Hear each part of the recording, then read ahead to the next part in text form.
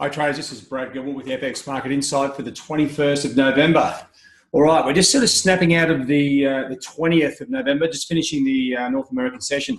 Just want to give you a quick look here what's going on now. There's been no major news out, right? There's been no major changes, but you can see there's been a considerable US dollar rally, okay? Aussie, Kiwi, Euro, Sterling, all hit. And a little bit of a rally there in dollar yen, trying to get itself up off the floor. Same with dollar Swiss, a little bit of a muted move on those two pairs. But dollar CAD through the roof. That's with the dollar strength and also another 6% drop in the value of oil, right? So one of Canada's biggest commodities getting hammered. That's going to push it lower. And you can see the dollar index over here in the corner having a pretty good day, screaming to the top side. Now, what's all this about? Well, it's one of those ones where you got a week where we've got a major US holiday right in the middle of the week, or towards the second half of the week at least. And what you see is, and I mentioned this yesterday, you may remember, I was just looking at the way the equity markets were off somewhat, and the US dollar had fallen. That didn't make sense, okay? The US dollar generally a bit of a safe haven strength when equity markets are hit.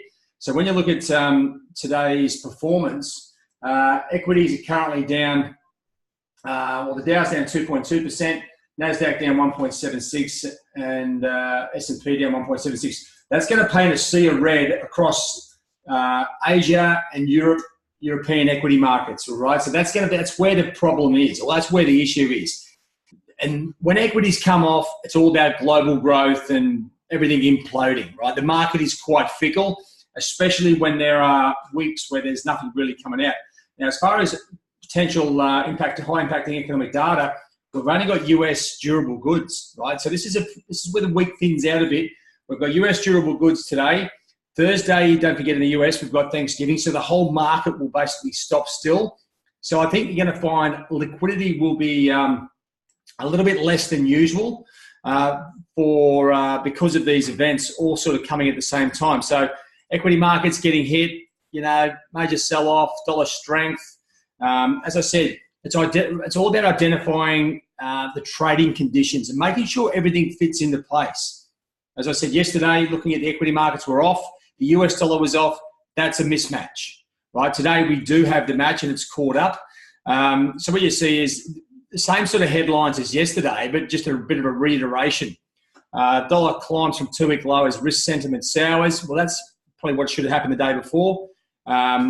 Sterling is a little bit lower, just on obviously on the back of the dollar move, and the dollar CAD is the big move. That's probably the big story where oil is just continuing to get belted, and that's where the major driver is there. So if I just come back to the MyFX Trading Hub, I mean, just have a look. I've got to go through the sentiment because there's been a bit of a shift in, especially the hourlies, of course, on the charts. But noticing trading conditions. Equity markets are in full control here at the moment.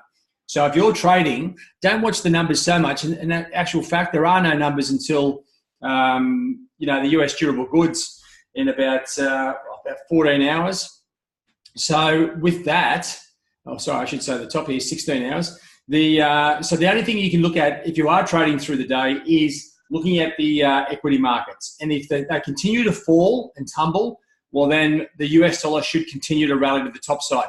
I think it's more of a flush out than anything else. So what I'll be going through is readjusting the sentiment here on the major currency pairs.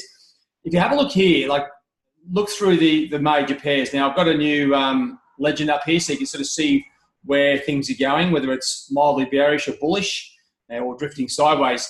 But one thing that you can look at, if I just I just want to bring you back to the charts. This will make a little bit of sense to you to bring it all back into perspective. Like these charts here that I look at, and these are the ones I trade off, they're hourly charts, right? But they contain a lot of noise. Now, I do have sort of key levels on my charts, and you can really focus on those, and that's where I look for my entry and exits. But when you're looking for, when like dollar CAD screamed to the top side, you got dollar Swiss banging to the downside, but slowly starting to make its way back, and the dollar index up as well. You're trying to work out, well, what's really going on here? The easiest thing to do, and just to take out the noise, is to come back across, get your daily charts up for those pairs, and have a look if is there any major change in like the trend. Now, we'd already had Euro kick back into the range, but it's back to sort of trading sideways or heading towards that low again. Sterling still in the range as well, so nothing to get excited about there. See the Aussie sort of starting to roll over on itself. Kiwi, because it's got the fundamental and technical direction with it, is holding up much stronger than the Aussie.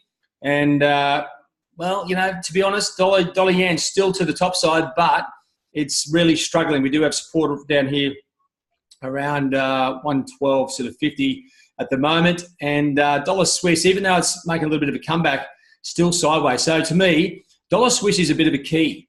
Now, it's a real dollar, well, I was going to say, like, outside of the basket, right, the dollar index, you can usually see what's happening in the dollar Swiss because the Swiss is so neutral. Now, the dollar index is screamed to the top side, but dollar Swiss has hardly moved. And to me, this probably means that this move in the equity markets and the US dollar is very short term. You can see here the whipsaw price action as oil gets clubbed. I mean, dollar CAD could keep moving to the top side if oil keeps falling. Funnily enough, you probably won't see that move in the Bowsers if you're filling up your car anytime soon.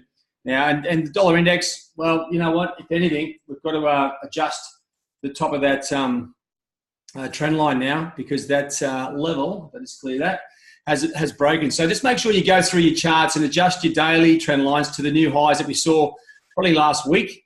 And that's going to give you a bit more perspective of where we are. And as you can see right there, the dollar index, even though it's had a pretty good day, has basically just snapped back into the range. I mean, to me, that probably nullifies this down move, and we are probably going to move sideways. Now, if the equity markets fall off the map again, watch for a move to the top side. If they rally, well, the dollar will go down. And this is what I'm talking about when I say the equity markets are in control of the market at the moment. So make sure you know where the driving force is in the market, then you know where to attack from, okay? The equity markets, US equity markets are the dominating equity markets, and this should roll on through the rest of the Asian, as I said, and then even the European markets as well. All right, guys, that's the FX Market Insight for today. I'll see you in the live trade zone. Good luck.